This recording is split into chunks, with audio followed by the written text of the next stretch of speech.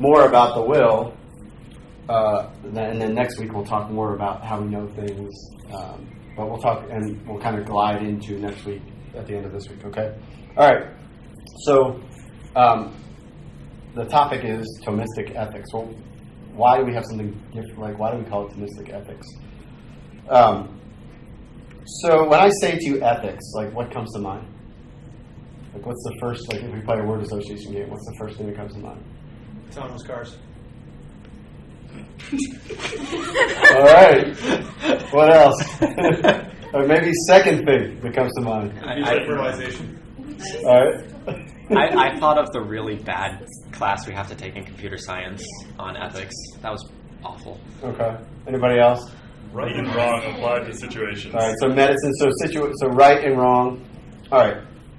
What about this definition? Let's see if this sort of sets the tone. The organized body of knowledge. Remember we talked about what's science again? Science is an organized body of knowledge based on first principles.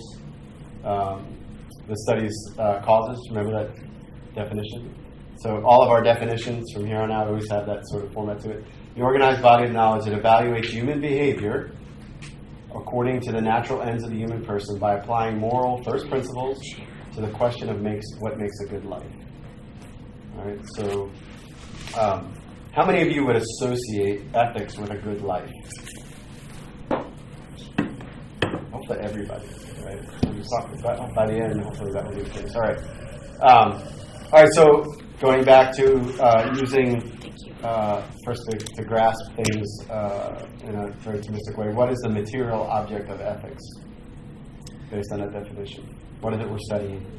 Human behavior. Human behavior, okay. And what's the formal object? Natural ends of the human person. Okay, well, just the moral evaluations, right? Okay, and then we said that for something to be a science, what did it also have to have given to it? First principles by a higher science. Yeah, first principles. And where do we get the first principles for ethics, you think? Based on that definition. All right, morality. But where does morality come from? The natural law. All right. The Ten Commandments. Okay. Anybody else? Divine revelation in general. Okay, divine revelation in general. All right, so what I want to flip all of you on your heads by the end of this and say that it comes from here. Okay? I can't see what you're pointing at. Yeah. Interiorly. All those none of those exterior things are where we get it from. Those are certainly helps. There's a computer in the way. It's pointing at his heart. Okay, it does exist. And here's where no, it doesn't. That's the problem. That's why you can see it. Okay, so here's the launching pad. All right. St. Thomas says this. He says, God is offended by us only because we act contrary to our own good. How many of you have ever thought of sin in that way? Okay, good. Right? So sin, God is only offended when we act contrary to our own good. So we're going to talk about why he says that and what he means in that, okay? All right. And there's a key word in here, act. All right, so we're going to build off of that word act. So let's start with that and we'll sort of define our terms. All right. So what is a human act? All right, so here's what St. Thomas says. Long definition, but we're going to unpack the whole thing. Now man differs from irrational animals in this, that he's master of his actions. Wherefore those actions alone are properly called human, of which man is master. Now man is master of his actions through his reason and will, whence too the free will is defined as the faculty and will of reason. Therefore those actions are properly called human, which proceed from a deliberate will. And if any other actions are found in man, they can be called actions of a man, but not properly human actions, since they are not proper to man as man. Now it is clear that whatever actions proceed from a power are caused by that power in accordance with the nature of its object. But the object of the will is the end and the good. Therefore all human actions must be for an end. All right, there's a lot there, so let's sort of unpack it. Okay, so first thing he's trying to do is make a distinction between acts of man and human acts. All right. The difference is acts of man are just things that, let's flip it. So human acts are those that come from free will, okay, that are driven by free will. Right? Any number of actions qualify. Okay. Acts of man, what he calls, are things like breathing, okay, sleeping, and all of those things. Okay, so just things that we do without any moral deliberation. Okay, so that word deliberation is going to be really important. Okay, has the word deliberate in it. So he says a couple of things here that I want us to sort of pick up on. Then, okay. He says the object of the will is the end and the good. What does he mean by that?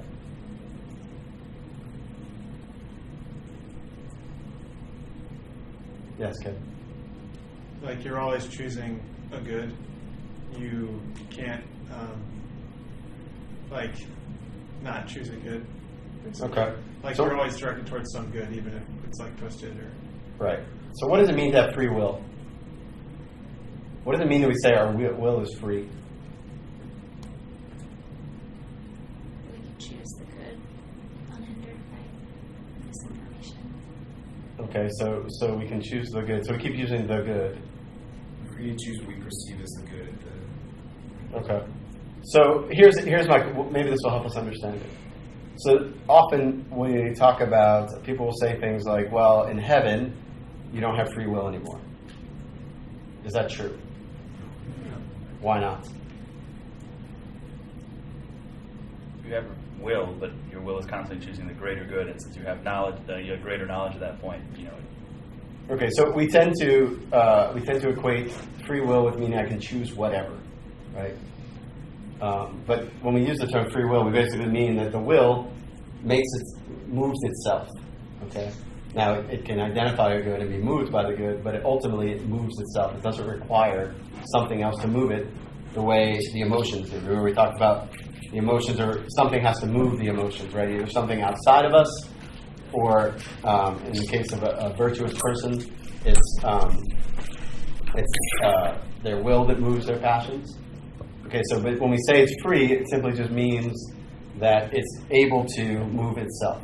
Nothing else conditions it. I'm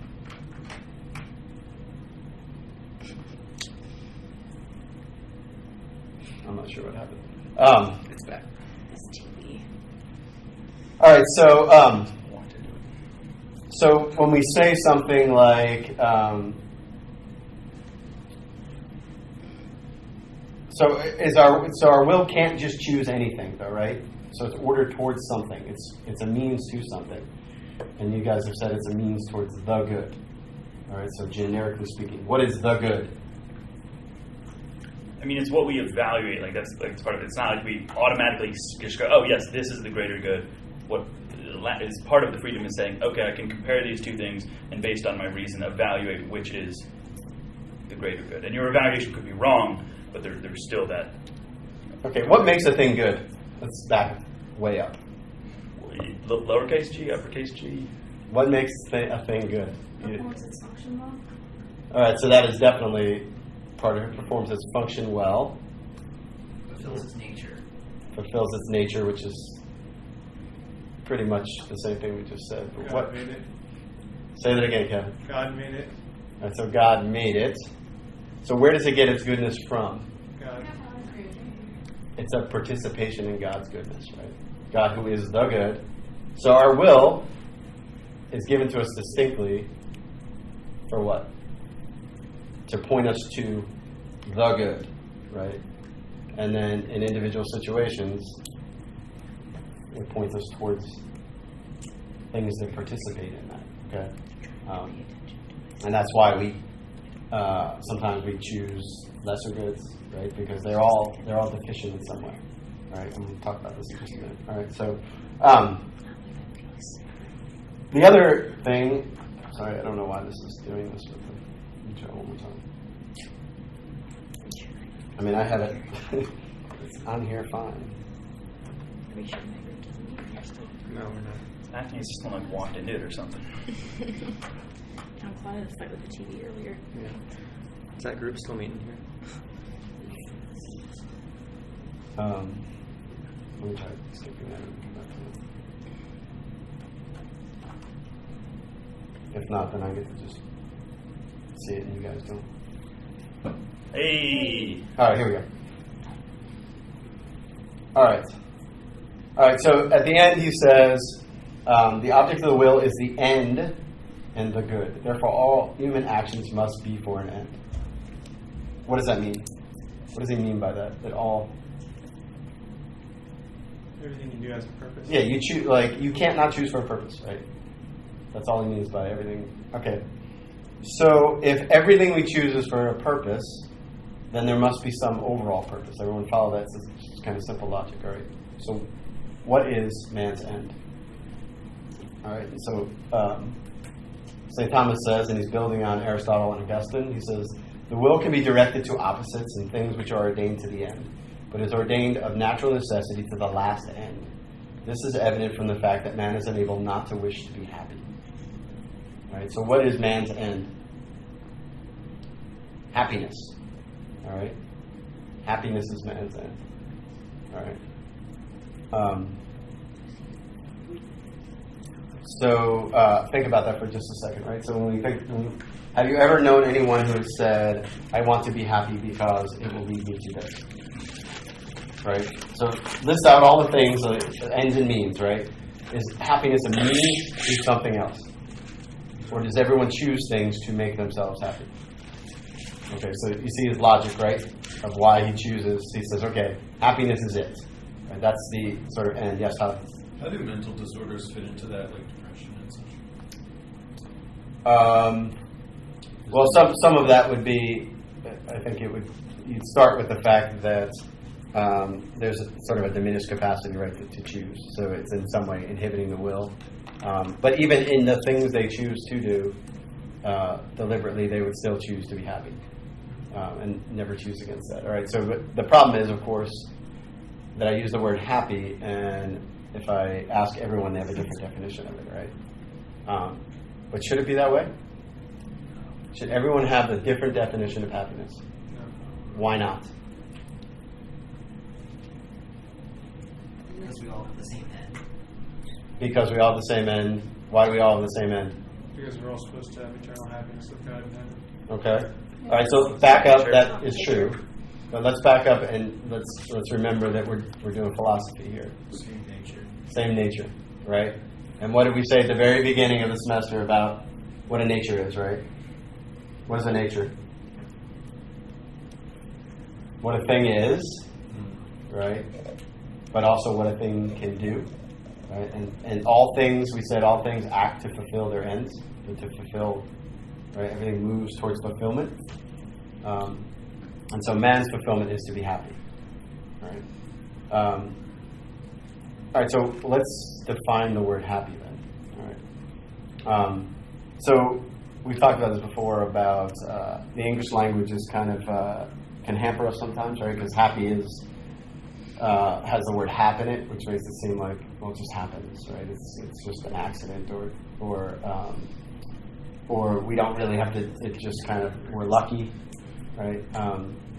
But the Greek word is eudaimonia, right? I don't know a whole lot of Greek, but I do know this. So "eu" means good, and so any word that has eudaimonia in it, any word that has "you" in it means good, and then daimon means spirit. Okay, so good spirit. All right, so happiness then is something. It's a condition or a state, right, within the soul of the person. All right. All right. So now we have linked, which is what I was trying to do, happiness with morality. Okay. So the virtuous man is the happy man. And now we're going to talk about why that is. Right. Yes, Casey. If we're going to talk about why it is, we can talk about why it is. Okay. Yes. So if someone says, I don't care, just do whatever makes you happy, we can actually say we agree with that. At least in the end. Yes. Yes. You would have to qualify the word happiness, of course. Right. But yes. Go ahead. I've got a question. So I'm taking biomedical ethics class, and we covered Aristotle and eudaimonia briefly. And they said his definition of happiness, like eudaimonia, is fulfilling what's function well. Like all your capacities are fully engaged and working properly. Is that how we would understand it? I mean, you could certainly. That sounds very mechanical. Yeah. And it's got a little circular reasoning in it. Yeah. But yeah, kind of like the fulfillment of human nature would be. So think about. They take the whole, like, everything within this philosophy class is basically purely physical. I don't think they ever, even when we covered Aquinas, didn't engage anything spiritual. Yeah, so that would be, if you're using the word eudaimonia, that would be really hard to, without like a materialistic view of man, when the word literally means like good spirit, is a little difficult, right? Yes, Keegan? You want to touch on this, but like where does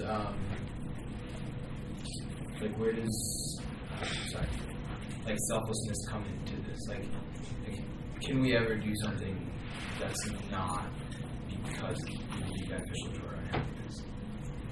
Let's answer that at the end, because I will tell you one thing that will lead into it is John Paul II's quote that man only finds himself by making a sincere gift of himself. So it's both. Like, if you're made to be a gift, well, then it's in your best interest to be a gift. But hopefully, when we get towards like the next 4 or 5 slides, and if not, we can come back to it. All right. Did I answer your question?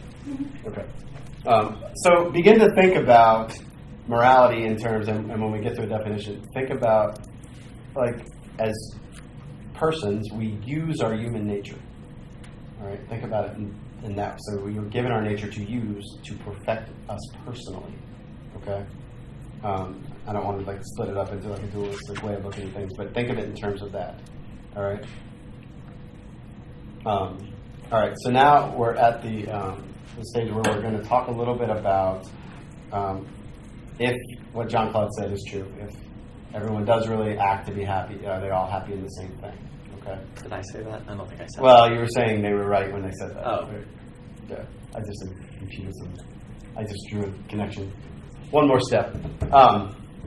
Okay, so here's what we can start with at least.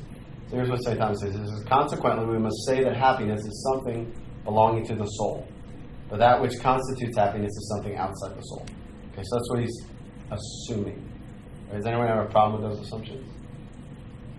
That if we accept what we've talked about man being both body and soul, a single substance, but the spiritual being the higher part, then obviously total fulfillment would fulfill that higher part. Okay. The second part is this happiness, and hopefully as we look at some examples, is because of our happiness something outside of ourselves. Anyone have a problem with that assumption? Why does that work?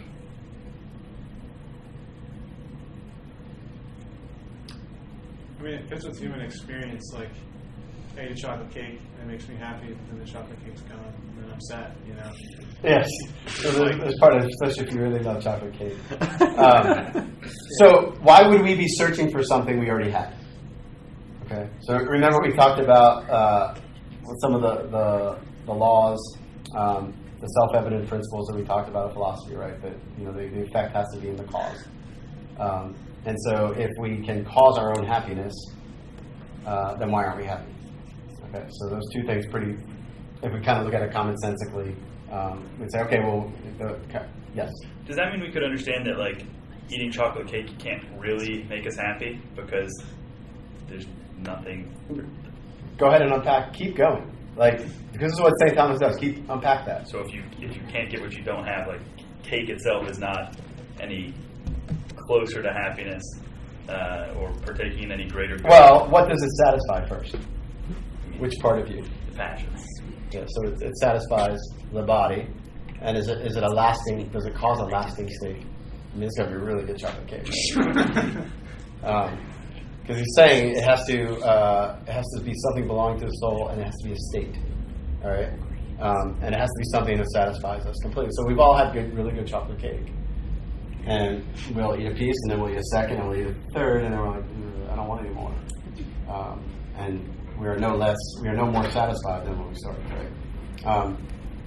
So what he does, what St. Thomas does, is he says, okay, he says, well, there has to be something, because we all desire happiness. It must have an object, okay? And that object can't be ourselves, or can't be caused by ourselves, but has to be caused by something outside of ourselves. All right. So he starts to look at a few things. Okay, and the first thing he looks at is wealth. All right, that's a lot of people go. This is a look at go-to. wealth. This is Yeah. great. That's most people's go-to, right? Like you look at someone really happy, you're like, hey, you just win the lottery, right? Yes. I'm trying to understand what he's saying there.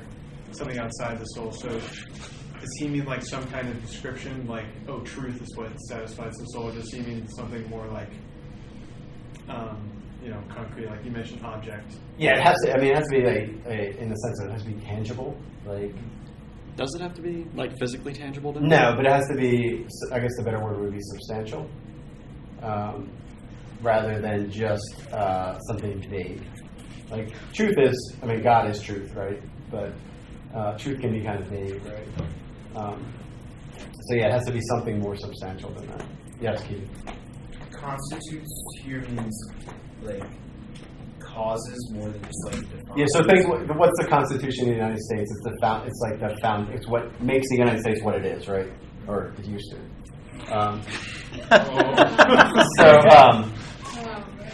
So anyway, that's what he means by constitutes, right? Something that's like a what binds it all together. Okay, so he looks at wealth, right? So and he breaks into wealth into two categories. He says, okay, what about something like money?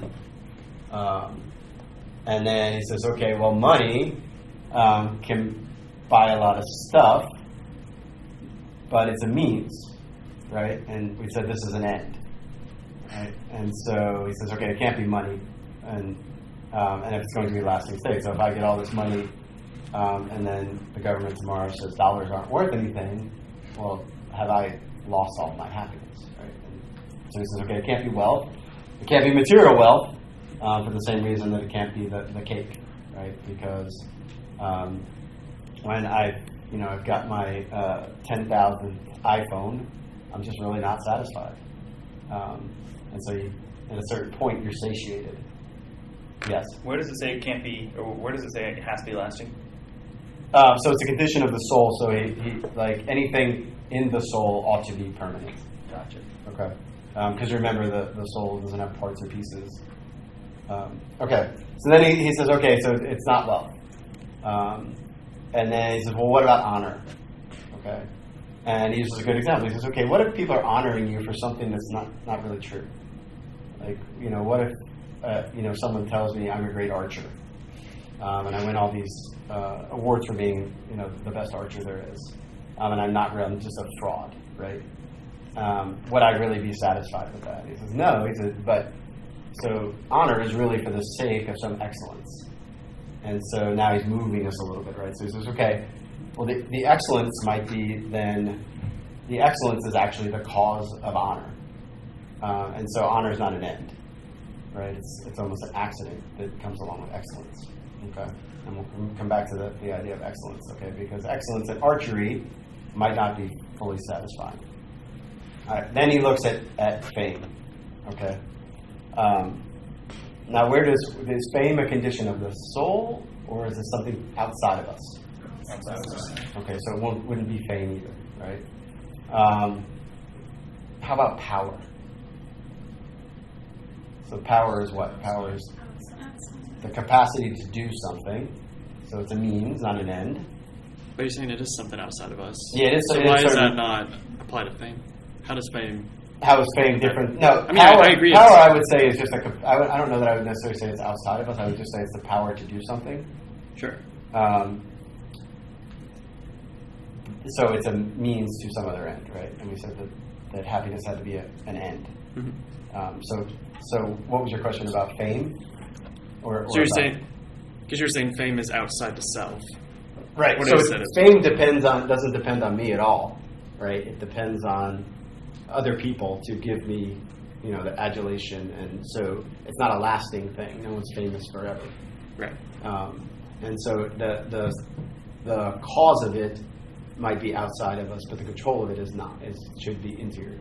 Mm-hmm. And the control of it is not interior. So then it can't be a lasting state. I see. Okay. All right. So where were we? Power. How about bodily health? Good luck with that. I mean, it has to do with your body, not your soul. Yeah, so we said the goods of the body are subordinate to the goods of the soul. But even then, like, bodily health is just another, like, it enables you. Like, the reason we don't like poor health is because it prevents us from doing things that we would otherwise do. Right. Yeah, so in a certain sense. Well, when your body is subordinate to the soul, that's true, but when you don't treat it as such, right? What about pleasure? Because that's the other one. Andrew, did you have a question on the last one? I was going to say, since we're not dualists, doesn't the condition of the body affect the soul, though? For sure.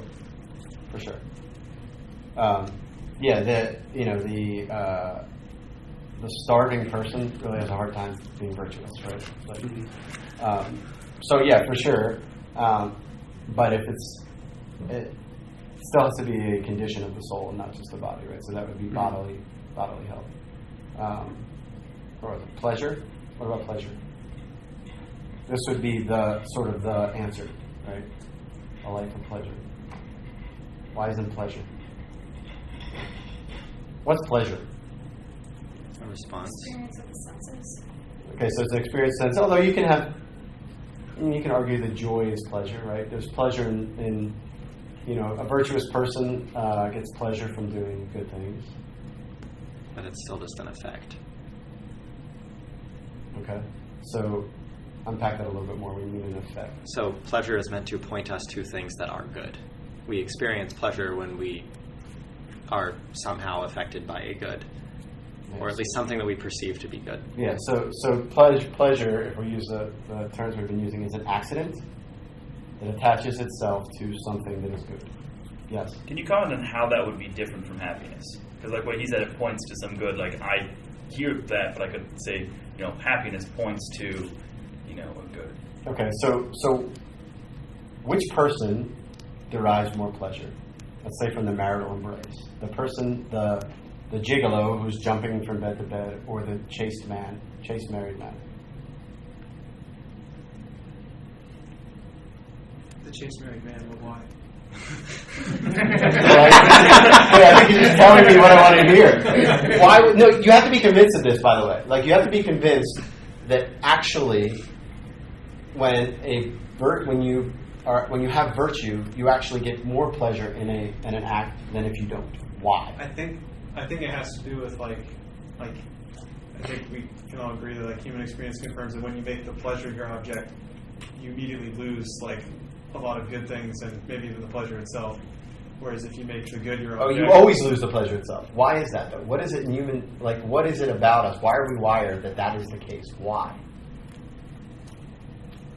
because we're settling for a lot less if we focus on the pleasure. We're really not becoming who we're supposed to be. You guys satisfied with that answer? No. Well, it sounds like you aren't, so. But I'm blaming you guys. Kevin, excellent answer. They just don't like it. Sorry. I like it, Kevin. Go ahead, Keegan. You were going to say something. You're not just talking about bodily pleasure, correct? No, I'm talking about the full gamut of pleasure. Because I can see where you might be able to say that the gigolo. Gigolo. You don't know the word gigolo?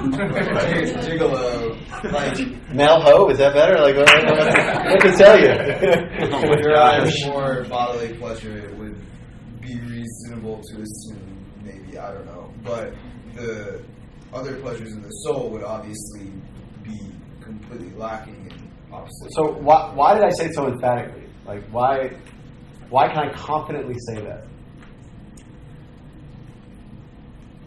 Because pleasure comes from using your human nature, using your faculties correctly. You will derive way more pleasure from using, who enjoys a meal more? A glutton or somebody who's temperate? Somebody's temperate. Why? Because they're using food the way it was meant to be used, right? They can sit and they can enjoy. Now, it often takes us getting pulled all the way towards vice to go, oh yeah, I totally see that now. And we may think I'll eat this cake and eat this next piece and next piece, and it really tastes good. But the man who actually can go, I'm just going to have one, what does he tend to do? Savor it, right? He can actually enjoy it, right? And so, like, we have to be convinced of that we have been made that way. We've been, God isn't this like killjoy in the sky that just goes, hey, like, I want to make things as miserable as possible for you, and you smile while you're doing it. But he put pleasure on things to spur us to do them, but to do them in the right way. Okay? Yes? So I'm still just a little confused. Can you define pleasure?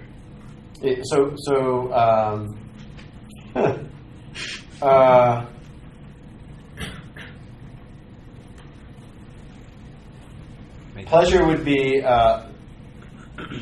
satisfaction of resting in a good. And pleasure, by definition, is not lasting.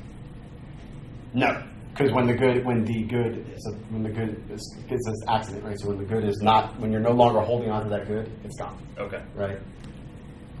Would it make sense to define pleasure as like fulfilling a material appetite or a material passion, and then contrasting that with true happiness, which is immaterial? Yeah. So the way we're using happiness, no. So think in terms of like pleasure. Well, here's the simple thing. So it's late at night, and I'm about to go to bed, and my wife comes to me and asks me to go to the grocery store and get something. I'm like, I have to do this, right? And I kind of just begrudgingly go, right? And then she comes like 2 nights later and asks the same thing again. And this time, I go, yeah, I'll go. And then third, fourth, fifth night, and then I jump to do it, right? Because I actually get pleasure in it, because now I have the virtue of generosity, right? And so there's pleasure in doing that. Like, I'm actually enjoying doing those things. So it's not just like a bodily pleasure, because I might still be tired, but it's deeper than that, right? So pleasure isn't just about the body. In fact, when we try to separate it, that's when we get into trouble, I think. Then we start going, well, I took pleasure in that. Was that bad? Whereas, no, like the virtuous person actually takes pleasure in things that are objectively good, right? And by the same token, like we talked about last week, like we talked about, like the chaste man, when he sees pornography, he's repulsed by it, right? He actually looks at it and goes, that's disgusting, because he's chaste, so he takes displeasure in things that are evil too. So it sounds like from this definition of pleasure that pleasure is what happiness consists of. No, pleasure is the thing that attaches itself. Okay. So pleasure doesn't. So think pleasure can be a sign pointing towards happiness, but it's not lasting, right? So happiness, we said, was lasting. Like no matter how many times I go running off to the grocery store late at night, like when I get back, I'm not going to just, hopefully not just sit there and like relish it, like, wow, that was really good. That was really bad. So pleasure is like the byproduct of happiness. Exactly. It's a byproduct. Or using our terms, accident. Yes, Keegan. Where does like happiness where is it distinguished from the good? Because like it seems like we could both say that the good is the end of man and happiness is the end of man. Is there a difference, or like? Yeah. So happiness is the good is outside of you, right? Happiness is when you get the good. So it's like a consequence of the good. Yeah, it's when you are wedded to the good, when the good is yours. So happiness doesn't necessarily lead us to the good. No, happiness is the state of having the good. Pleasure leads us to good. Yeah, pleasure is a sign pointing towards a good. Sort of like, it seems like it's kind of like a feedback mechanism. Like, oh, that felt good. I should probably like do that again. And then you're like, oh, that felt really bad. I should probably. Yeah. And in a general sense, like, Well, that's why, like, think about the things in life, right? Like eating has pleasure attached. Got attached pleasure to it, so that we'd eat, right? Because it's something objectively good for us.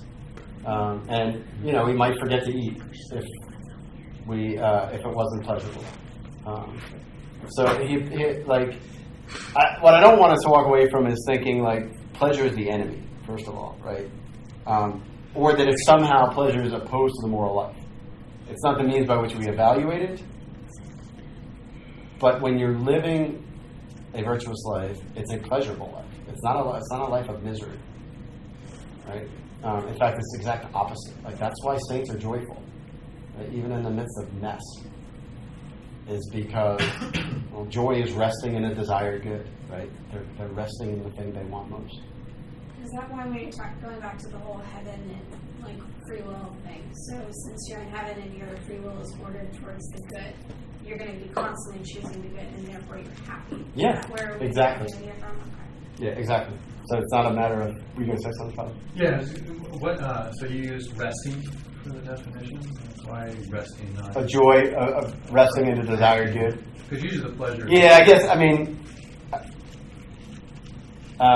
resting maybe not in the sense of maybe in the sense of eternal rest. Like we use that term, not that we're around, playing the harp on a pillow or something. In fact, it's like an active rest of holding on to, or think of St. John at the Last Supper, right? Like that kind of rest, where he's right next to the heart of Christ. Like the thing he most desired is he's got it, and so he's holding on to it. So yeah, not resting in a passive sense, but in a truly active sense. Okay, so I've kind of let the cat out of the bag, and I think we already knew the cat was out of the bag to begin with about what's. So happiness then consists in the vision of God. Okay. So the point of all this, of doing this, is so that we understand that freedom was given to us for that, and that at every moment of life we can choose to go towards that good. All right, any moment and every moment.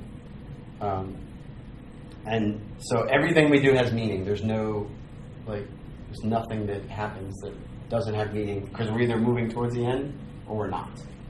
All right? And so we'll come back to that in a second. All right, so that's what I want. So in other words, the point of being virtuous is not virtue in itself. The point of being excellent is not excellence in itself. It's to get us to our end. All right? Okay. So let's take a little side tour here about, let's talk about what, so we said human acts are voluntary, remember? Let's talk about this for a second. So happiness isn't obviously just something something that just happens to us. It's something that we sort of achieve, right? The fulfillment of what we were made for. And we do so through our free and moral acts. Let's talk about what St. Thomas says. He says, the reason of this is that the act of the will is nothing else than an inclination proceeding from the interior principle of knowledge. Okay, so we talked about this a little bit when we talked about the will is blind in the sense that it needs to be pointed towards what is good. All right, and so what he's saying is the pointer is our intellect, all right, our reason. Now, the pointer can also be our feeling or our passions if we're not careful, okay? So he's simply saying, he calls it a rational appetite, and we talked about this last week.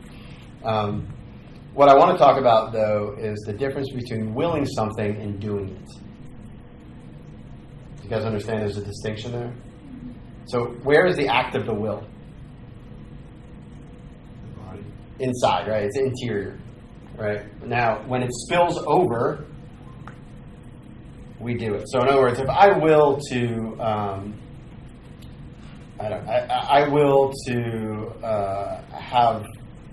hurt someone, right? And then something happens and it doesn't go as planned. Yes, Casey, what were you saying? So I just want to clarify the language of will. To will to hurt someone, to be I'm going to go hurt this person. I kind of want to hurt this person. It could be both. It could be both, okay. Right? So that's the point. So it can spill over into action, or it may not, right? Because maybe your will just isn't strong enough, or maybe you're a coward, or maybe there's all kind of reasons why. So when you make an act of the will, that can stay inside, right? That's why, for example, take it on a good acts of humility, right? Those are really hard sometimes exteriorly because we don't find ourselves in those situations all that often, right? But you can be constantly interiorly making acts of humility, right? Accusing yourself before God, lowering yourself, remembering where you are, right? So acts of the will can stay inside of us. And in fact, that's how your will gets stronger, is by doing that. So a temptation, for example, never normally doesn't spill over. But we have to make an act of the will to stop it. right? And we say no, right? So all of that is inside, and anyone looking from the outside would never see that. All right. So the reason why, again, like not just to look at this in the sense of, well, you know, if I will something and even though I don't do it, it's still a sin. But you can will the good and it not carry over, and it still be a good act. So it goes both ways. All right. All right. So a voluntary act then is something that comes from knowledge. Okay.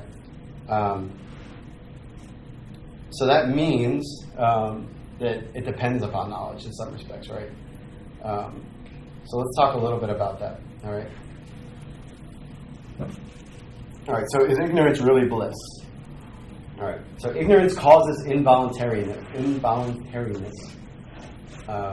It is insofar as it deprives one of knowledge, which is a necessary condition of voluntariness. What do you guys know what ignorance is? Everyone know what that word means? It just means not knowing something you should know. Deprives one of knowledge, which is a necessary condition of voluntariness. Okay, so we have to know something before we do it. But it is not every ignorance that deprives one of this knowledge. Accordingly, we must take note that ignorance has a threefold relationship to the act of the will.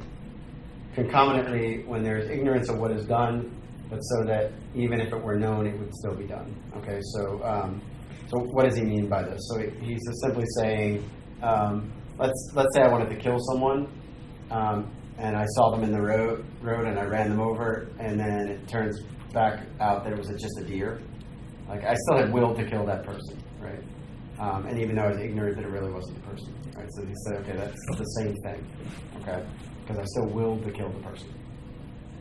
Consequently, to the act of the will, insofar as ignorance itself is voluntary, when I choose to be ignorant of something, like, that makes you culpable, right? Not necessarily culpable for the action itself, but a lot of people do this. Like, I remember very distinctly having a conversation with one of my coworkers about contraception.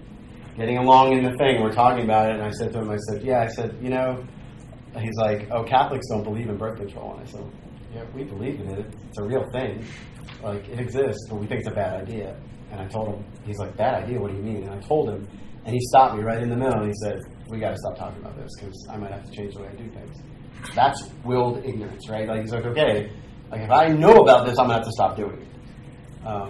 And so that's sort of the level of culpability, right? And, you know, it's kind of an obvious example. We do this all the time, right? Like, I don't want to know that. I don't want to know. Like, and then the third is antecedently to the act of the will when it's not voluntary and yet is the cause of man's willing what he would not will otherwise. So this is more of where we don't just do our due diligence, right? Like, we don't take the time to actually study something before we make a decision, or we just rashly make a decision, and it may turn out fine, it may not. Right? And sometimes it could just be not, like, say you don't know that you're supposed to fast on Ash Wednesday, and you don't, and no one told you, and you had no reason to think you should ask. Yeah, that would be like involuntary ignorance, and you wouldn't be culpable for anything. Yeah. So in moral theology, these three are broken down into two different: vincible, which just means it can be overcome; invincible, which is what John Claude was talking about. That you did all possible things, but it turned out that it still happened anyway. And the classic example is like the guy backing out of his driveway. You know, he's mad and he gets in his car and he just backs up and he runs over the neighbor's dog.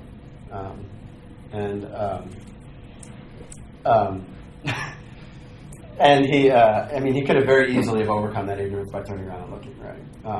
But then he goes out and he gets in the car and he checks his rearview mirror and looks, and the dog is like nestled up under his back tire, and he backs over it.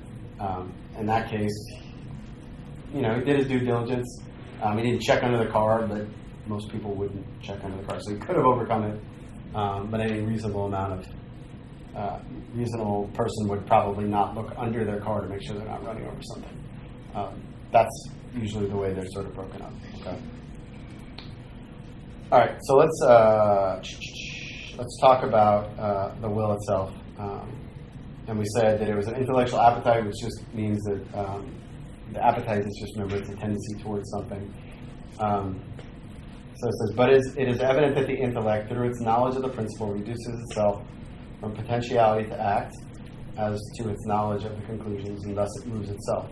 And in like manner, the will, through its volition of the end, moves itself to will the means. Okay, so what is he talking about? All right, so he's talking about it being free will, so nothing else moves the will. But he's also saying when we will something, we also are willing the means towards that something. Sorry. And so when you actually choose something, you're also choosing all of the things that will take to get there. All right. And this, although it seems kind of obvious, we don't always. So think about how many of you want to be holy. How many of you will to be holy? All right. How many of you are willing to do all the means that will take there? Yeah. See that, like. Everyone still should have raised their hand, right? Because if you really, like the general that goes into battle, right? He like checks to see what he has, right? So if you're going to will the end, that's what Christ is saying. You got to will the means too, right? And actually, like in holiness, the means are the really hard part, right? Like the glory is great, but we've got to get to the point where we actually will the means, right? Because the end is so good that we're willing to, it's the pearl of great price, right? That we'll sell everything for that. And so when we will something, we will as an end, we have to will all the means to get us there, all right? And you see that needs are usually what get us in trouble. All right, let's talk a little bit about then. All these words are sort of all fit together, and they're kind of used interchangeably. But let's talk about the moral act itself, all right? So let's talk about the intention, all right?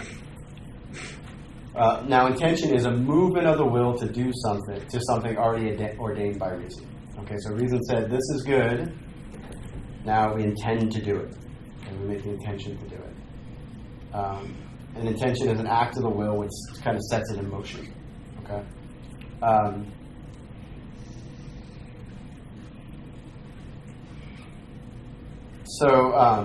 There is always...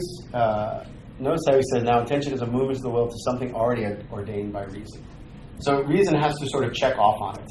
All right, I said earlier that like passions can sort of sway us and blind us a little bit, but reason still checks off on it. Yes, Keith, you want me to say? Is this the same thing as saying like you're talking about like act of the will? Is that like intention, or is that? Yeah, that's when the will actually moves. So act of the will and intention are kind of interchangeable. All right. I forgot where I was. Where I was. Okay. So the second part we already talked about if you will the end, you will the means. All right. So the intention is then part of what we choose or how we choose. Okay. So that's how we choose. Let's talk about what we choose, and this is the object. And we'll tie all this together in a minute. So. Now, in a voluntary action, there is twofold action, the interior action of the will and the external action. And each of these actions has its object. The end is properly the object of the interior act of the will, so he's just saying the intention, while the object of the external action is that on which the action is brought to bear. Therefore, just as the external action takes its species from the object on which it bears, so the interior act of the will takes its species from the end as from its own proper object. Consequently, the species of a human act is considered formally with regard to the end, but materially with regard to the object of the external action. I think that's pretty clear. Just going to let me get away with that. So it's not clear at all. So what is he saying? Okay, so he's saying that our actions, the voluntary action has two parts to it. The interior, which is the intention, and then the thing, the object, the thing you're choosing to do. Okay? Think of the object as if you were looking at the action, you would say, oh, that's what that is. But also think of it as, probably a better way to sort of think about it, is the object is the means that you've chosen to carry out your intention. Okay? So my intention is to no longer be pregnant. The means by which I will do that is by giving birth. Like that's the object, giving birth. Right? I guess I was going to go somewhere else. But there's all kinds of like the intention to no longer be pregnant, not necessarily a bad thing, right? But the means by which you carry out that intention make all the difference in the world. All right. And so there's a ton of different objects you can choose to carry out that intention. Yes. So what would the object be in that example? Giving birth. Okay, that's the Yeah, object. that's the object. Abortion would be another object that you could choose, right? And we'll talk about in a minute how we evaluate those. Yes. Going back to this biomedical ethics class, it's kind of a little wonky because they present. Can't be any walking to this. Some dude up here talking about being pregnant. Honestly. I mean, they present the principle of the double effect, and they go through like, okay, these are all the criteria. Like, it has to be an act of the will. You have to have ends don't justify the means. But where they start getting a little weird is as long as the good outcome outweighs whatever means you use to get it. And I think that they've completely gone off the reservation. So the word is proportional. That part is legitimate, but where usually they don't, there's another criteria that they don't throw in there that's really important, is that the bad effect can't cause the good effect. Yeah, they kind of like twist that around such that it. Yeah, that's the part that usually gets glossed over. They didn't think justified in the class that abortion was technically okay. I was like, no, there's a difference between like directly killing something and allowing something to happen, and they do not make that distinction. Yeah. So like under the principle, so let's say we can talk about it right quickly. So let's say that a woman's life is in jeopardy and she's pregnant, right? And so what they would say is that, okay, in order to save the woman's life, we're going to abort the child, right? So the means by which they're going to save the woman's life is to kill the child. Like, it's okay if you just did a hysterectomy, like removed it. It's a difference between like removing it from an environment and directly killing it. Yeah, so if it's something like an ectopic pregnancy, for example, like if the means is to if the intention is to save the mother's life, and the means by which I do that is to remove like a fallopian tube, for example, even though it may have the side effect of also killing the child, then that would apply. The fallopian tube would be like deliberately trying to kill it, though. Yeah, and it's not, right? Because you're trying to remove something that's diseased that also happens to be carrying a child with it. Okay. So the child being there secondary, and that's why you would say. Yeah, it's like, think of it, I hate to use this term because of this, but it's a side effect, right? Like, we know it's going to happen, and it doesn't have, I didn't kill the child so that the mother could live, which is one of the ways that people handle ectopic pregnancies, is they'll flush it out. There are two ways you can treat it, and one of them is... Yeah, and that would be morally problematic because it doesn't follow the principle of double effect. Which one would be morally problematic? You can take a medicine that forces it to detach, and since that organ that it's destroying is part of the child at the time, that would be more of a directly killing the child than doing the surgery. Yeah. And there's good medical reasons, too, for doing the surgery, too, because normally ectopic pregnancies happen because there's a disease part of the fallopian tube, or there's scarring, or it leaves scarring, like even the so-called medicine leaves scarring and makes it much more likely to happen again. You also have to like remove it, because otherwise you've got decaying tissue in there. Yeah, I mean, there's plenty of reasons why, it has to be done. But the point is, you can't, the bad effect can't be the cause of a good effect. Right? And then the proportionality comes in the fact that it's a mother's life and a child's life. Those things are proportional. Going back quickly again to Aristotle, what I have in my notes that they talked about is basically like what sets humans apart from other animals is our rational capacity, and it says like the highest good is exercising our rational minds, and the highest good is like linked to our purpose, which is our rational minds. Like, how is that all kosher? That's all checks out. Yeah, because what is ultimately what is the highest good we can have? Well, everybody answers this, like the beatific vision, right? Like seeing God. Where does that happen? Within our intellect, right? Like you see the vision of God. To see Him, remember we talked about the thing known is in the knower. Like you actually see God as He is intellectually. So yeah, that would be that. They may, again, you can't get there by reason, but faith would agree with that. All right, so the object is a means. This is where we get the idea of intrinsic evils, right? Like something like abortion, as a means to something else, can never be a means towards a good end. Okay, so when we talk about something like being intrinsically evil, this is what we mean. Lying is intrinsically evil. Lying can never be a means to a good end. Yes. But killing is not intrinsically evil. No. Because there are. My intention is self-defense. The means in which I do it is to neutralize an enemy up into. How would you distinguish that from lying, in which you could use lying for self-defense? Well, yeah. Case So no, that's not me. yeah. So what is like? Is there another means? So you only kill when there's no other means, right? Is there another means by which you could avoid the evil? What if the answer is no when it comes to lying? Well, lying is a I'll get to that second. lying is a perversion of the faculty of speech. Speech is intended to communicate, and not just communicate anything, but communicate the truth. So lying is directly, like, it's kind of like contraception but with your words. That's actually a good analogy. It's doing the opposite of what you're intended to do. So that's why it's always wrong. Even though a small lie might not be as grave as like killing someone, it's the nature of the act. Okay, so back to Andrew's question. What if you're going to die? Is the truth a higher good than human life? Yes, martyrdom. That's what martyrdom is. Yeah. It's literally why the martyrs were Are you killed. being killed for your faith, though, or just because you My gave personality, let's go with that something one. else? Yeah. Why are you being You've killed? made it this long. What would be the difference like with martyrdom? They're not saying, Casey D'Amato, are you Catholic? And he says yes, and then you're shot. It's just, are you Casey D'Amato? And it's a gun pointing. I mean, asking of a question does not demand an answer, is one thing.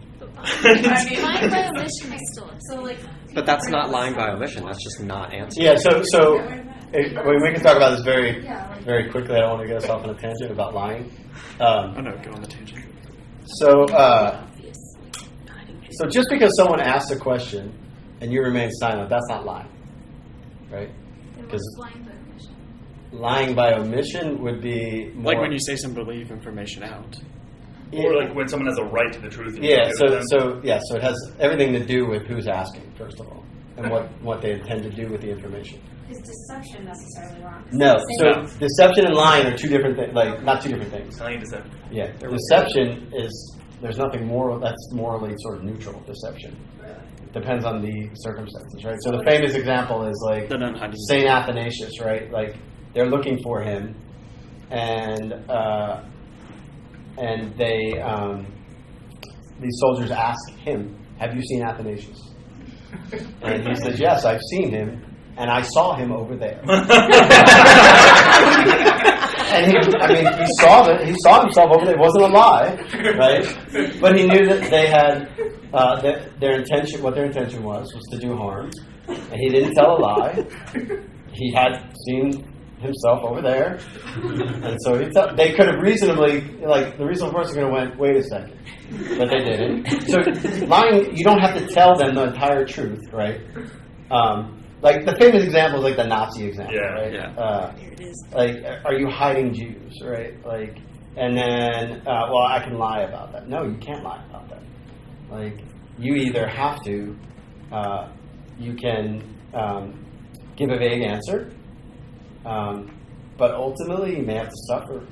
You may just have to be silent and suffer, right? Like that's, and we'll talk about when we get to the end of natural law why the truth is worth suffering for. Yes. Couldn't, as like you said, like truth is higher than human life. Couldn't you also say like the state of your soul is higher than like your physical life? Yeah, I mean, Yeah.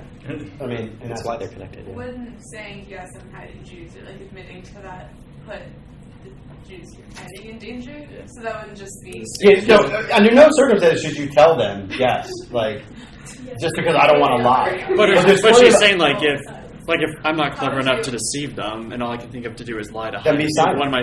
Yeah, but that's not going to help my situation because they're going to. But the life doesn't matter though. Like the truth or the state of your soul is still more important than someone else's. Yeah. Which is actually like whenever you talk about like if someone's like I'm going to kill you unless you deface the crucifix. Everyone's like, oh yeah, someone's saying they say I'm going to kill your family unless you deface the crucifix, and they still say no. People are up in arms about that. But we're not utilitarian.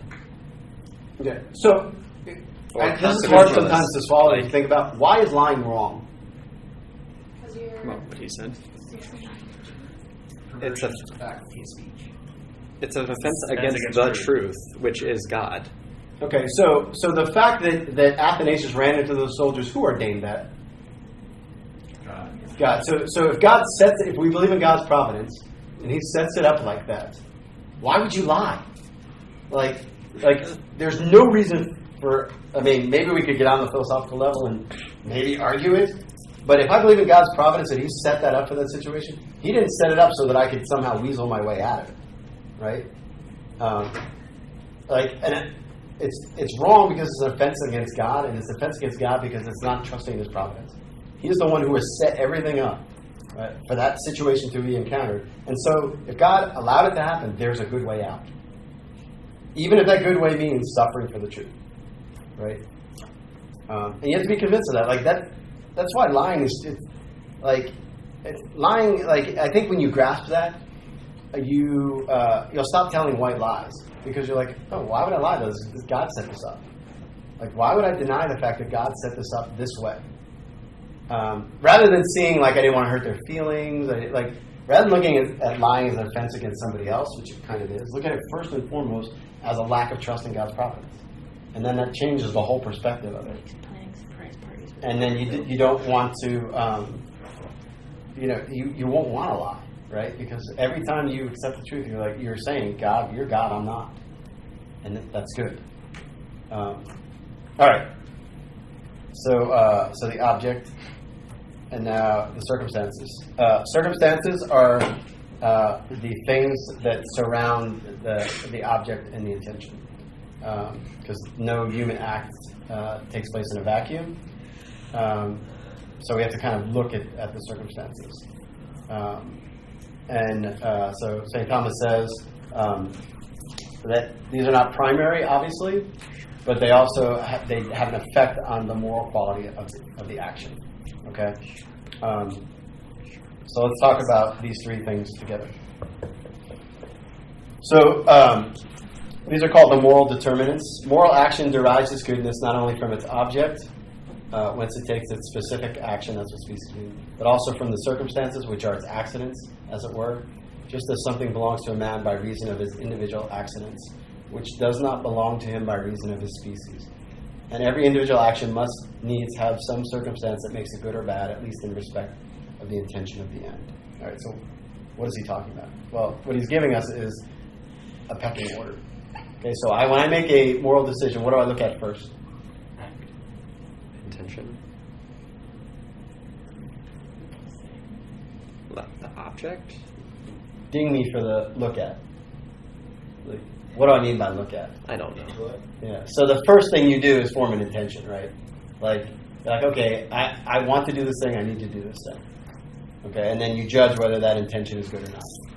Okay. And then you look at the object, how you're going to carry out your intention. And then you look at the circumstances, right? But when you're morally evaluating an argument or morally evaluating an action, you start with the object, the thing you're going to choose. Why?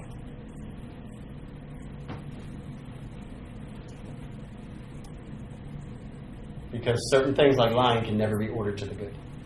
So in other words, if I say I'm going to deceive these Nazis, okay, that's my intention, and now I'm looking for a means to carry that out.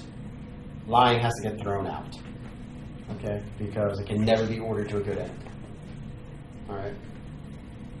Does that make sense? So we always look at the object first to see if it can ever be ordered towards something good. And then we look at the intention. All right? And then the circumstances surrounding it. Whether okay, I can do this now. Should I do it here and now? Okay. So you're saying when you're judging something like externally, was that a good or a bad thing? Or is that going to be a good or a bad thing? That's how you would judge it. Yes. But when you're making the decision yourself, you have to start with an intention before you know what object. Okay. Exactly. Does that make sense? All right, so here's my question for you then, and this will help us unpack everything we've talked about. Is there any such thing as a neutral act? Probably not. Well, if it's yes, Andrew we just cheated. have- He said probably not. if it's yes, we just have to come up with one example. Okay. No is harder, but probably true. What do you guys think? I mean, it depends what you mean by neutral. You mean like Morally neutral. There's immoral actions, like eating, Isn't anything that? Yeah. like eating frosted flakes versus, or like tomato versus chicken noodle soup. But both of those can be good. It's just you're choosing between two goods. Isn't it if it? Yeah, it has to be in a It's vacuum, pretty much not moral comparison. unless it's not. All right, Katie, what are we gonna say? Well, act would imply that you're just looking at the object separate from the intention. So there's some objects that could have no moral weight, right? Okay, so she just brought up a really important distinction. Yes, so there's circumstances and objects that can be neutral, but think of the act in totality. Can the intention ever be neutral? No. No, right? So in other words, there's no such thing as a neutral act, right? So going back to Kevin's example, if you guys heard Nicole's response, was so the choice between Captain Crunch and I don't think she used Captain Crunch, but Fruity Pebbles, right? What is your intention? Yeah, to eat breakfast, right? Is that a good intention? Yes. Okay, so that's a good intention. What about the circumstance? What if I've already had 17 bowls of food? So I looked at the circumstance, I'm like, okay, no, so, okay. What if I'm having my first bowl of Fruity Pebbles? If Dominic hasn't eaten them all. That's good. Yeah, so like, there's any example you could come up with, I can tell you it's a moral act. Short of going back to what's summarized earlier about the human acts versus acts of man, right? Like breathing is not although choosing not to breathe could be an immoral act, right? So anytime there's a voluntary act, it has some weight to it, right? Which goes back to, again, every decision we make has to be ordered towards our end. Is this making me more closer to a saint or not, right? There's no neutral acts in life. Like God doesn't waste any time. Is it true that when you guys were coming up with fun things to do on the weekend, every so often he'd ask you how it was making you a better person? Okay, that's out of bounds. You cannot ask Dominic anything I've ever told you. Like I deliberately I deliberately have dropped all those stories because he's now here. You guys can't do that. That's not fair. So you told him that story? What you should have done. They feel bad for you, actually. They feel really bad for you. Yeah, What? They feel bad for you. He wasn't allowed to watch anything on TV unless I asked him later whether it helped him virtuously or not. That's terrible. What grid parents? Yeah, so those questions are like, I'm going to call like shenanigans. Those are out of bounds.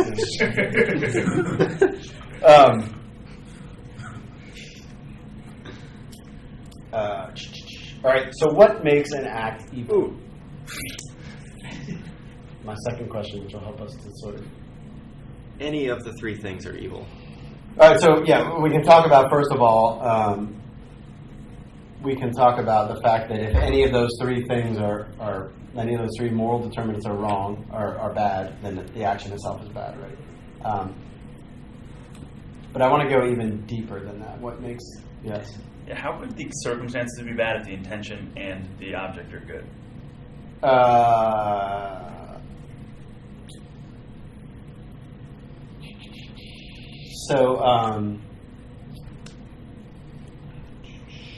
You're hungry, so you go to the store and you buy the last loaf of bread in front of line of someone who's starving. Yeah, that would be a good example. Yeah. But you would not be culpable for that because you... Well, assuming you knew. Assuming right? you knew they were starving. But then wouldn't that be a bad intention? Your intention was to feed yourself, which Yeah. is good, but the circumstances of someone else needing it more make it bad. So morally good act, morally good object, morally good, but circumstances made it not. All right, so bigger picture, what makes an act evil? What makes anything evil? Contrary to God. It's an absence of the good. Okay, unpack that a little more, Kevin. That sounds like a regurgitated definition. More. What does that mean? Like, what does it mean to like an absence of a good? So you said like we want to participate in the good, capital G, which is God. So if we're not participating in the good, we're like, it's evil. It's an absence of the good. So it's not what we're trying to do. Tyler, were you going to say something? No, I was just like. All right. So what Kevin said is sort of the starting point, but think of evil as lacking something that should be there to make it fully good, right? To make it fully what God intended it to be. And this is sort of to help us set up a little bit for next week. So St. Thomas says, we must therefore say that every action has goodness insofar as it has being. Right? So the fact that something exists is good, right? Whereas it is lacking in goodness insofar as it is lacking in something that is due to its fullness of being. And thus it is said to be evil. For instance, if it lacks the quality determined by reason or its due place or something of that kind. Okay, so the three moral determinants, right? All three of them have to be good, and we said one of them's not. Like the fullness of being in that action, the fullness of goodness, something is lacking in it. Okay, so that idea of goodness and being what he calls convertible. So it's good. Existence itself is a good thing. And we usually call that ontological goodness, and we'll sort of talk about that next week. All right. So that's what I want us to sort of think about when we think about what we're sort of giving up when we sin or when we do something evil, is we're depriving the goodness that God intended to be there. Okay? All right. So let's sort of, now we're going to back up a little bit, and we're off of the will, and we're going to talk a little bit about the intellect, and then I'll do this in the next week. All right. So what is morality? Don't look at the definition. I already read it. Good versus evil. Morality is a relationship between a human act and the use of man's nature in fulfilling his final end.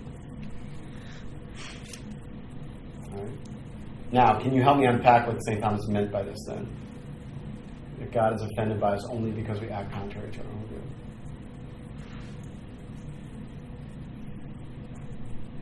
So St. Thomas also says sin is that which is contrary to reason. Right? That's a kind of a strange way to... And you all said that it was against the natural law, against divine revelation. So what I want us to do is sort of look now interiorly a little bit at... Because ultimately, we have to somehow find the way to bridge freedom with authority or freedom with law and how that works. Okay, St. Paul in Romans says that the Gentiles were a law unto themselves. What does he mean by that, right? Okay. All right, so the point, though, is that the moral law is not just a bunch of arbitrary rules, but something given to us, and we'll talk about where it's given and how it's given, that helps us fulfill our mission in life or fulfills us as what we're made to be. All right. All right, so we said... talked about human actions are ones that were done deliberately or with deliberation. We thought about it. And so one of the first things we do is to dispel ignorance, right? We don't really know what to do in a given situation, and so our goal is then to get rid of ignorance. Choice follows, so now he's moving to these sort of actions of the will. So choice follows the judgment of the reason about what is to be done. Now there's much uncertainty in things that have to be done, because actions are concerned with contingent singulars. What does he mean by that? Other things. Yeah, we're all ordered towards the good, but action is ordered towards individual goods, right? And so we have to determine whether something is truly good. And what makes it truly good again? What makes an action truly good? Insofar as it participates with, God and His will. Okay. Give me, talk to me like I'm a sixth grader. Like what? In line with reason. In line with reason. It's even lower, like simpler. Like, so that when I leave here, I can look and go, oh yeah. Like, the next time I act, I can think of this. It makes God happy. But why does it make God happy? Because it's good for you. Yeah, Because so it makes you happy. It moves you towards your end, right? So this is like going back to what I used to do to Dominic. How is this moving you towards your end? Right? How does this thing help you towards your end? I can't believe he did that to you. It's just like the question of like, We're totally going to do how it. will eating a chocolate cake affect the rest of my life? Yeah, like, is this helping? Like, when I sit down and eat the chocolate cake, like, is this helping me become a saint or not? Like, that is a legitimate question. And a question we should be asking about every single thing we do. Like, is this helping me become a saint or not? Right? And like a lot of the anxiety we have about breaking rules and all that will go away when we do that. Right? Will go away when we actually look at each of our actions and go, like, this is at the heart of like St. Ignatius. Like, he has beginning of his spiritual life, he has principle and foundation. He says, I will use everything only insofar. He looks at everything indifferently, only insofar as it helps me towards my end. If it does, I'll use it until it does any longer, right? So he says, if it's suffering is moving me towards my end, I'll use it. If, a time of plenty is moving me towards my end, I'll do it. Yes, Casey? Isn't that slightly dangerous? Because it seems like it'd be easy to, or at least for myself, to convince myself that something like is good, even if it's not. Like, so you talk about like you lose like worry about the rules, but like aren't rules helpful insofar as it guides me when I can't evaluate? Oh yeah, I'm not saying like throw them all out, right? Okay. But I'm saying if your approach to morality is like look at rules and not remember when we talked about theology value, we talked about ethics versus ethos. You guys remember the distinction? Ethics is rules from the outside. Ethos is like my interior, what guides me, right? Like a person who's honest, we wouldn't have had to talk about. This is not an accusation, but I wouldn't have to talk to him about what lying is. He would just know it. He said, "That's lying. I won't do that." Like because he has the virtue of honesty, right? So he's a law unto himself, right? Like you don't have to tell me, you don't have to tell me that the commandment about thou shalt not kill your wife, right? Because I would never do that. Like it's not a law exterior to me; it's interior. And the idea then, because of Christ, is we move all of those interiorly, so that we then just look at those things and naturally go, "Yeah, that's good for me." So yeah, the fact that we struggle in times to go and we try to rationalize, well, welcome to Club Sin, right? Like that's just the reality of who we are. Like we're not yet quite perfected, right? But if we don't keep the end in mind, like we'll never get there. But that's where like Jesus wants us to have the freedom of the sons of God, right? That's what that is. Like to just see the good, nothing gets in your way, just go get it. And that's the end, right? But if we get stuck, like always looking to the rules for help, then we're going to be stuck, right? So yeah, I am not proposing like like Jesus got rid of all the laws, it's done. Like no, but the end game was so that they would come interiorly, which gets us to the point of conscience. All right, so let's talk a little bit about conscience. So here's what St. Thomas says. He says, properly speaking, conscience is not a power, but an act. So it's not Jiminy Cricket on your shoulder. It's an act of your intellect. This is evident both from the very name and from those things which, in the common way of speaking, are attributed to conscience. For conscience, according to the very nature of the word, implies the relation of knowledge to something. I'm just going to have to believe St. Thomas on that. The same is manifest from those things which are attributed to conscience. For conscience is said to witness, to bind, or incite, or also to accuse, torment, or rebuke. All right. The Catechism is kind of summarizing St. Thomas says, conscience is a judgment of reason whereby the human person recognizes the moral quality of a concrete act that he's going to perform, is in the process of performing, or already is completed. Okay, that's what St. Thomas is saying at the end. All right, so the question is, how do we recognize, which is Casey's question, right? How do we recognize the moral quality of a concrete act? Right? How do we do that? And that's what we're going to talk a little bit about. All right, so let's talk about what conscience is. Is the means by which we do it. And so conscience isn't a thing; it's a type of action, right? It's a type of judgment, and it's a practical judgment, is what he's saying. About what ought to be done, the thing in front of us. but it's not a judgment about facts, right? So we wouldn't say something like, conscience wouldn't answer, did Hitler kill Catholic priests? If that's a historical question, not a judgment of a practical judgment, right? Nor would it be a judgment about whether it was wrong that Hitler killed Catholic priests, right? So I don't use my conscience to judge other people's actions, right? It's the practical right in front of me, right? So it would answer the question of whether you should kill someone, right? Or not, okay? All right, so what is, like, how many of you have heard about the primacy of conscience? Do you guys have any clue what that actually means? I mean, honestly, I don't have a whole lot of clue. I mean, I know what it does. It gets twisted in, Oh my and gosh. so I want to talk a little bit about that, right? So if you are certain about something, conscience tells you to do it. Should you do it? Wait, say that again? Say that again, Kevin. Very You loud. should always follow your conscience. All right, so if conscience says to do something, you should do it. First, you would need to evaluate if your conscience is good or not. Yeah. Yeah. Is that right? So You should always follow your conscience, but you should also take the time to form your conscience. But until you form your conscience, you should follow your conscience. yes. So everything Kevin just said is true.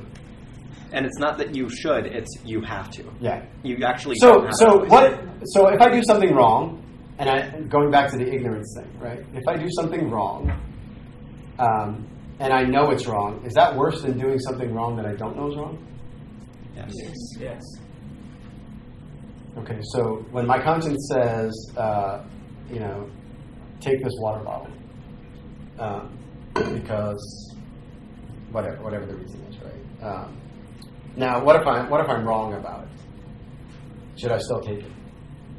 What if I'm objectively wrong? Do you know you're wrong? No. I mean, you still shouldn't. Yeah, but you should always follow your conscience. Always, because you will be wrong for not following your conscience. So if my conscience is telling me I should go murder 50 people, So doesn't this border into relativism, though? This is where you have to. This is why it gets abused. This is why we need to talk. Yeah. about it, right. So if your conscience is certain, you're acting. Remember we talked about you're acting irrationally not to do what conscience says to do, right? And we said irrationality is sin, right? but so is there not something to be said for going, okay, this is my thought I like process, that this doesn't sit well with and my me. thought process gets me to point B. But from divine revelation and from church teaching, I understand point B is wrong. Therefore, something in my thought process that got me to point B is wrong. Yeah, So that's That is yeah. not certainty. That is Yeah, part you of don't your have certainty, conscience. though. Exactly. Okay. So the caveat of things is really important. The adjective certain is really important, right? Is really important. But the second part is you never act on a doubtful conscience. Okay. All right. So in that case, you don't have doubt. You have to resolve it. So you're literally, if you act in that situation, no matter what you do, you were wrong. Now remember, there's a difference between something that an evil action and your culpability. All right. So I've moved over towards culpability. Right. It's still objectively. This is how we avoid relativism. Right. Like if for some reason my conscience said to do something that was wrong, objectively wrong. Well, I'm guilty of not properly forming my conscience. Okay. Interiorly, like that's my level of guilt, and whatever God works all that out. That's why we don't judge, right? Because we can't see all of that, right? But I've still done something objectively evil, all right? And still, in evaluating that thing, it's still wrong. Mm-hmm. But my level of culpability changes, all right? But doesn't that suggest that like one of your highest priorities in life should be forming your conscience? Oh, yes. Yeah, I guess, kind of. Absolutely, like everything we've talked about so far. If the key to happiness is to do the good, what should you spend a lot of your time doing? Figuring out Finding out what the good is, right? And that. Honing your skills on choosing the good way. Like this is why we spent, an hour and a half, like looking at this philosophically, so that we could actually have a basis and reason to go, oh yeah, like this is what I'm doing. I'm looking. I'm going to look and I'm going to learn why. This is why it's so important. So when you said always follow your conscience, right? The one thing you said, and then like a minute and a half later you said never act on a doubting conscience. So always follow a certain conscience. Yeah, that was my first point, right? About the adjective really matters, right? So there is a primacy of a certain conscience, right? And you'll find that if your conscience is certain and you later find out that you were wrong, you don't feel guilt for that, but you don't have to resolve not to do it again because now you know and you've just redirected it, right? It's like a different kind of. There's no like. Feel guilty. Yeah, I mean, you still feel guilty in the sense maybe you don't feel like shame. You don't feel guilty for doing the thing per se. Like I know this is my own per se, but you feel guilty for dropping the ball that you didn't know it, right? But it's a different thing. But there's no like, oh, did I do the right thing back then? Because you understand that you couldn't have made a different decision. You had no other input to drive it in a different direction. Yes. And then you just regret the loss of the input that you should have had, or whatever it was. Yeah, and that's a healthy way to look at it. Now, most people, there's a mixture of it, and that's okay. I mean, you should feel guilty for things consequences of your actions that you didn't see coming. That's a healthy thing as well. But the point is like we really need to understand that conscience, and the reason why you always follow it is because what is conscience by nature? What is it pointing at? The good, right? Like God made it that way. But we have to weed through the attempts by a lot of people to throw relativism into it, to make it seem like, or subjectivism even, like it has nothing to do with like whether your judgment is right or not. Yes, Keith. So if someone says, everything's really confusing out in the world, I'm just going to follow my conscience, what is your response? That's a really bad idea. I mean, ultimately, like, why would that be a bad idea? Because we've been given guides that, like, they're premised that the world is really like there's plenty of stable places to look, right? Would you just tell them, like, ask them, well, not tell them, but rather ask them, say, hey, do you believe in objective moral truths? Yeah, and that's sort of what we're moving towards right now. Like, to answer your question, we're moving towards it, right? Like, there are plenty of ways in which you get, like, I had a conversation with I'll get to I'll tell you the end of it when we do the last slide. Okay, so this was the definition I said from the Catechism. So my question is, how do we recognize the moral quality of a concrete act? All right, this is our last question. How do we know if something's good or not? So here's what St. Thomas says. Synderesis is said to be the law of our mind because it is a habit containing the precepts of the natural law, which are the first principles of human actions. All right, so we're going all the way back to the beginning. What do we say that ethics, what was the fourth sort of pillar of ethics was its first principles, right? The first principle is do good and avoid evil. But can we get more than that? All right. All right, so let's see if we can sort of walk our way towards natural law and then figure out where it fits in.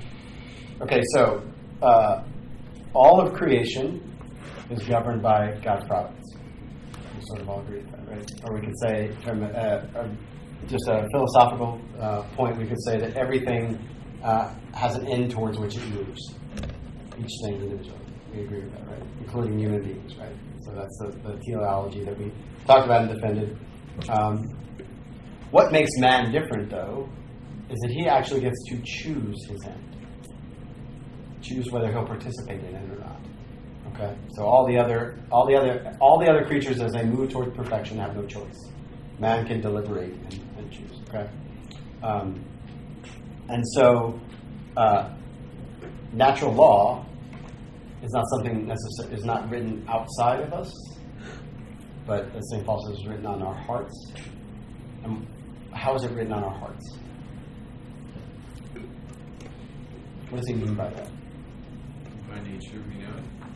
Yeah, so it's by nature we know it, or at least we know its first principles, right? And we're able to reason to it.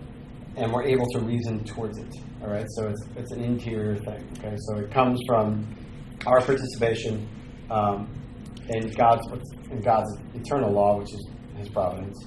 And so let's talk about how we actually get towards those precepts. All right, so we talked about man having certain ends towards which he naturally moves, but he also has certain desires, right, that move us towards those. Okay, and so the first of those desires is the preservation of life, of our life, right? So we could call life a good because we naturally tend to protect it. Right? Yes. So if life and protecting it is inherently good, then why is killing inherently bad? I understand murder is wrong because murder implies intent, whereas killing, you said, is permissible for the preservation of life. But so if someone stole my water bottle, right, and I decide I'm going to shoot them on sight, like that's a problem, right? Like, but if someone's going to kill me, so preserving life to save life is a good, right? Okay. So then we would say killing in and of itself is bad. Yes? Yes. No, you would say that. You would say objectively, that's a bad thing. But wouldn't you say that means or you're using means to justify? Yes, it's not intrinsic. Like that's the point. So it has to be intrinsically. So we said it could never be ordered towards. That's why we have a distinction in our language between murder and self-defense. Okay. So the only reason why we have self-defense is because life is a good, and so I have to protect my life. Like I have a duty to protect life, right? So you're protecting the more moral of the two lives, the one that is not trying to infringe upon the other life, basically. Yeah, well, we can't not. Yeah, we can't. Even if it wasn't, like, you don't make necessarily a moral evaluation. Like you go, well, this scoundrel's trying to kill me, so he's worse than me. But in and of itself, protecting life is a good thing. So you're going to do the good thing, right? Okay. And whatever means you have to do that good. Okay, and so we have this sort of natural desire to preserve our lives because life is a good. So remember, we talked about desires and pleasures move us towards and are protective and sort of help us identify goods. But truth outweighs life. Going back to Nazi. Yeah, we're going to get to that. Okay. Yes, I would say that. Go ahead. I think it's fascinating that as like the idea of like the dignity of a human being goes down, you start having people talking about how self-defense is bad and how like it's not. So I think that's interesting. Yeah, I mean, this is like at the heart a little bit of the capital punishment argument. They say it's contrary to the dignity of the human person for capital punishment. But then by the same token, is it not contrary to the dignity of the human person to protect life, even to the point of maybe doing it? Like, so in other words, it's a two-edged sword. I'm not going to argue one way or the other at this point, but you can't get the dignity argument without going both ways, right? They're both, both protecting life and yes. Doesn't the Catholic Church permit capital punishment in some? It's only in extreme circumstances. Yeah, that is currently a debatable issue too, as well. So, yeah. I would be totally opening Pandora's box. So, okay, 2. Yeah. Yeah. So I'm really having trouble staying away from that. All right. So 2. The second thing is a natural desire towards marriage. All right. So that marriage between a man and a woman and bringing up children becomes a natural good. All right. Does anyone have a problem with that we need to talk about it? No objections, Your Honor. I want us to sort of talk about where the natural law comes from. I kind of just take these as a given. Okay. Man is a. So the first you notice is sort of a something that all living beings share, right? So the second is sort of something that all living beings share in the fact that there's reproduction, but there's a distinctly human way of doing it, right? The third, living in society, it spans a little bit more, right? So this is humans live in the society in a very distinct way, such that they preserve and promote the common good, right? And so we'd say society in and of itself is a good because we're social creatures by nature, we're driven towards it. And then the fourth is what we would say is completely, totally, distinctly human, and that is knowledge of the truth. All right? We have this innate drive to know, not just to know facts, but to know causes and to understand. And so the truth, because it is the highest good in the fact that it's the highest in the sense that it is the most distinctly human, we would say that there is a pecking order of these. where so think about this for a second, right? Like, why did a fireman run into the Twin Towers? Why did he give up his life if preservation of his own being is? He's trying to preserve other lives. Yeah, so there's that.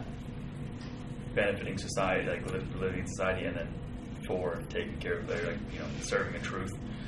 Yeah, so for the sake of society, right? Like, maybe a better example would be like soldiers, right? Soldiers leave their family. Marriage is a good. Marriage, family is a good. They forego it for the protection of society because it's part of the common good, which then flows back over them as well, right, and their children. All right, and so this is why the bishops in the United States especially talk about religious freedom being the highest and most cherished right. It's because it's attached to the fourth one. All right, so let's just talk about this real quick. All right, why can we say objectively that that lying is wrong? Because it's against the fourth. Yeah. Yeah, and probably 3 too, right? Because it diminishes trust in society, right? So every single precept, every moral precept, you can come up with as many as you want, and I can connect them back to one of these 4 things. And anything that, so why is contraception wrong? And ought to be wrong not just for Catholics, but for everyone. Goes against number 2. It harms the good of marriage, right? And anytime you harm Go Go ahead. I say arguably harms society as well. Anytime you harm a lower level, you harm the levels above it. To John Claude's point, because they build on each other, right? Like society falls apart if you don't have stable families. Source America. Sorry, I've been really sassy today. So the point is that that anything that we come up with, this is binding on everyone. Why? Why is it binding on everyone? Because it's written on the hearts of everyone. There's no reason to it on your own, with or without religion. Yeah, because each one of these things, if you fulfill each one of these things, you will get back to what we talked about at the beginning, right? If you fulfill and all of us have a natural desire for these 4 things. And when those natural desires are, when we foster the pursuit of happiness, it's protecting these 4 things. Yes. So when you say we all have a natural desire for it, it means that if someone were to have a desire contrary, it's unnatural. So someone who wants to kill himself, that's bad. Yes. Would you say that's original sin necessarily, not like your innate desire? Yeah. So we have to make the distinction between like concupiscence and innate desire. Right. So all of us have an innate desire to. For each one of these things. Yeah, and even the person who wants to take their own life, like, they do it typically out of a compulsion or an avoidance of some worse evil, at least perceived, and it's usually done under a great deal of distress. Yeah. So you can still tell that the underlying desire to preserve their life is there, even while they have this conflicting desire. I guess the more contrary would be the crazy guy who lives in the woods and doesn't live in society, but sin. Yeah, but we all recognize that's disordered, right? Like even in the fact that we call it disordered, right? So these are the things that are written on our heart. These things naturally we gravitate towards or move towards, and this is why we can make arguments in society for almost all of the Catholic moral teachings, right? With the exception of like divinely revealed ones, like everyone has to be baptized. Right? If you learn these 4, you can go back and you can. And I've had conversation after conversation after conversation with people, and I always draw back to this. Right? How do you set that up? Do you just say like these are? Well, so like the contraception one is usually the one that I most often get into. But it seems like you would have a lot of pushback on these 4. Yeah, so you do, because ultimately the problem, right, with morality now is we don't know who man is. Like, we've forgotten who human beings are and what they are, right? And so this will, some people might go, well, life isn't good. Like, life isn't good. Like, yeah, well, then you got to kind of back up another step and talk to them about, like, why would you think that? But in general, like people who are who haven't either been jaded or are rationalizing in some way, which a lot of times you uncover, will admit that all of these things are good, right? Like no one says like, oh yeah, like bringing up children with a father and a mother, that's the worst possible thing you could do, right? Like no one says that. They might say, oh, it's the same or whatever, but no one says it's a bad thing, right? And so you kind of help people kind of see like, okay, you're totally rationalizing it.